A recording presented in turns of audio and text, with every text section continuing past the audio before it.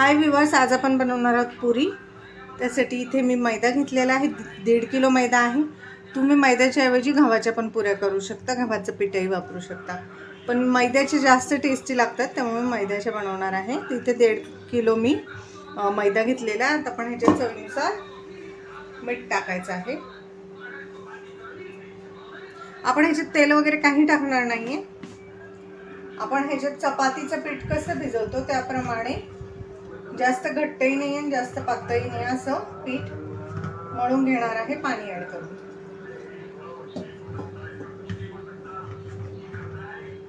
आपण ह्याच्यात तेल मोहन वगैरे काहीच घालत नाहीये।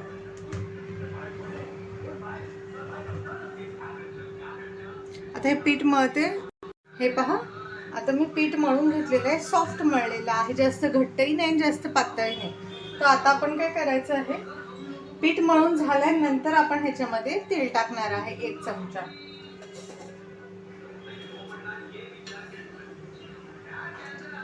हे पहा, 1 पळी आपण छोटी तेल टाकलेलं आहे।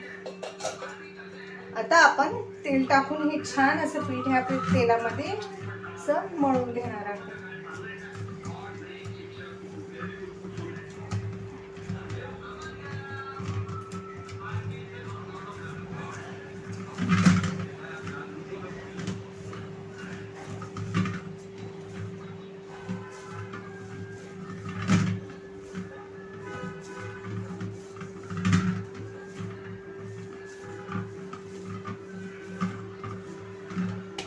हे पहा, आता आपलं पीठ छान असं मळून झालेलं आहे। आता आपण हे झाकून ठेवायचं आहे, कमीत कमी 20 मिनिटं, जास्त वेळ असेल तर अर्धा तास ठेवा, आणि मग त्यानंतर आपण ह्याच्या पुऱ्या करणार आहोत। हे पहा, आता आपल्या मैद्याचं पीठ आहे ते छानपैकी आता भिजलेलं आहे। तर आता आपण पुरी करायला घेऊया। तर मी एका साईडला तेल तापवायला ठेवलेलं आहे कढईमध्ये।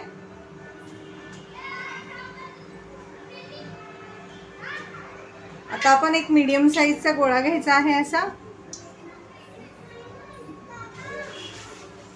आणि त्याला पिठामध्ये बुडवून घ्यायचं आहे छानपैकी।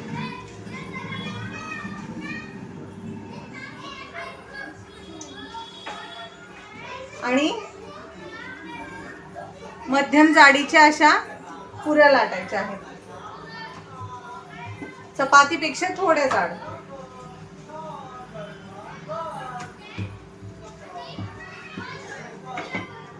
जास्त पीठ लावायचं नाहीये, नाहीतर तेलामध्ये सगळं पीठ होतं। नंतर कमीत कमी पीठ लावून लाटायचं आहे। हे पहा,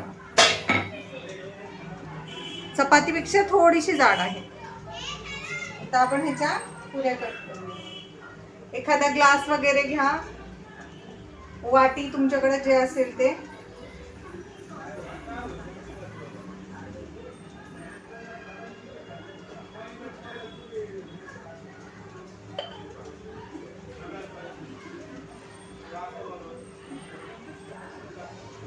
हे पहा, एक ताट घ्यायचं आहे, त्याच्यात ह्या पुऱ्या काढून घ्यायच्या आहेत, म्हणजे आपल्याला तळताना सोप्या जाते।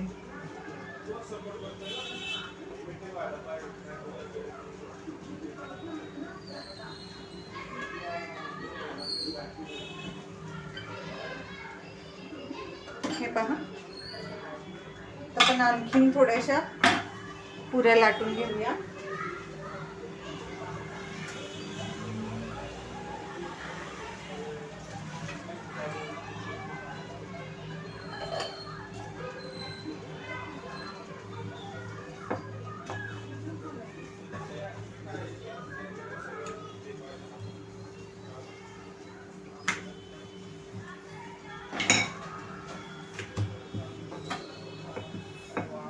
हे पहा,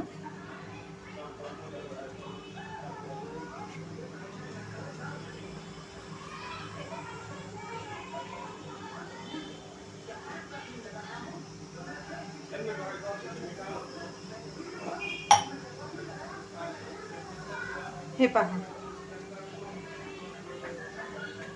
आता आपल्या पुऱ्या करून झालेल्या आहेत। आता आपण तळून घेऊया। हे पहा, आपलं तेल गरम झालेलं आहे। आता आपण पुरी सोडूया ह्याच्यामध्ये।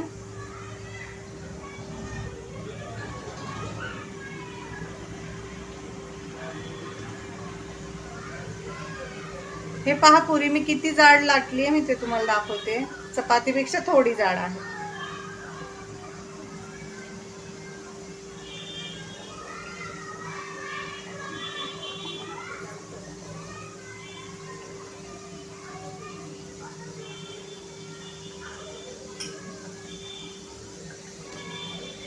हे पहा, मोठी कढई घेतली की तुम्हाला एका वेळेस भरपूर पुऱ्या तळता येतील.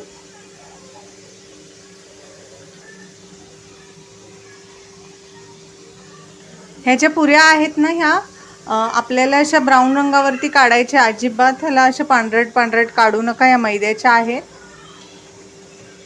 पण ह्यांना ब्राऊन कलर आला ना की ह्या जास्त छान टेस्टी लागतात. हे पहा,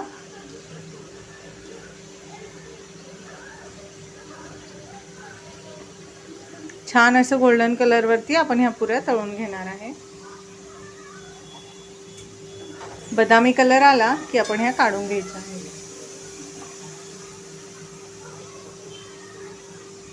फार वेळ लागणार नाही ह्याला.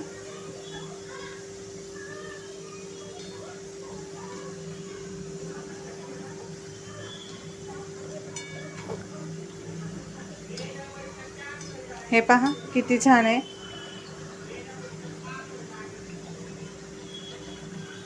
हे पहा, आता छान असा बदामी कलर आलेला आहे. एकदम लाईट गोल्डन ब्राऊन कलर आलेला आहे. तर आपण हे काढून घेऊया. हे पहा, मी तुम्हाला दाखवते जवळून. हे पहा, ह्या कलरवरती आपल्याला पुऱ्या काढून घ्यायच्या आहेत. ते एक ताट घ्यायचं आहे आणि त्याच्यामध्ये आपल्या पुऱ्या छानपैकी अशा काढून घ्यायच्या आहेत. तुम्हाला जर डायरेक्ट लाटून करायचे असतील तर तशाही तुम्ही करू शकता. ग्लासाच्या ऐवजी डायरेक्टही पोलपटावर डायरेक्ट लाटू शकता पुरी.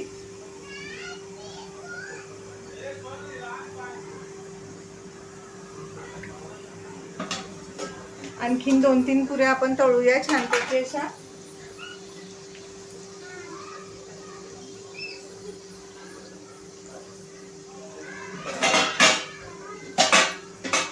पुरी छान अशी तेलामध्ये फुलून द्यायची आहे.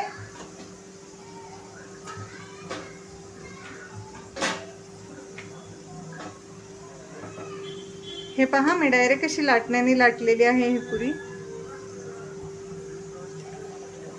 हे पाशी टम्म फुगली की आपल्याला पलटून घ्यायची आहे.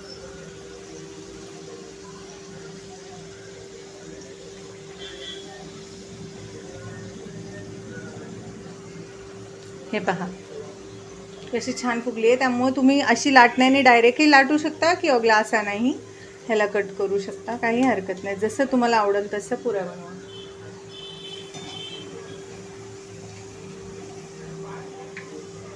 छान असं गोल्डन कलर आला की आपली पुरी आपण काढून घ्यायची आहे तेलामधून. ह्या पुऱ्या आरामशीर 3 दिवस टिकतात बरं का. 3-4 दिवस आरामशीर टिकतात. पण उन्हाळा असेल तर लवकर संपवा.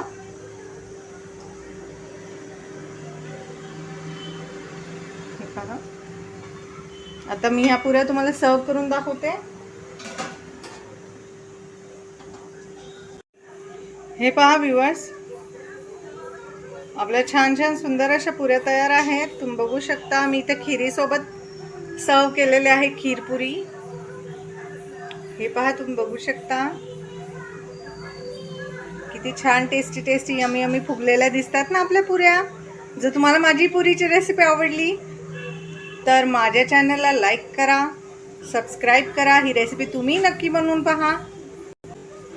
तुम्हाला माझी पुरीची रेसिपी कशी वाटली ते मला कमेंटमध्ये नक्की कळवा.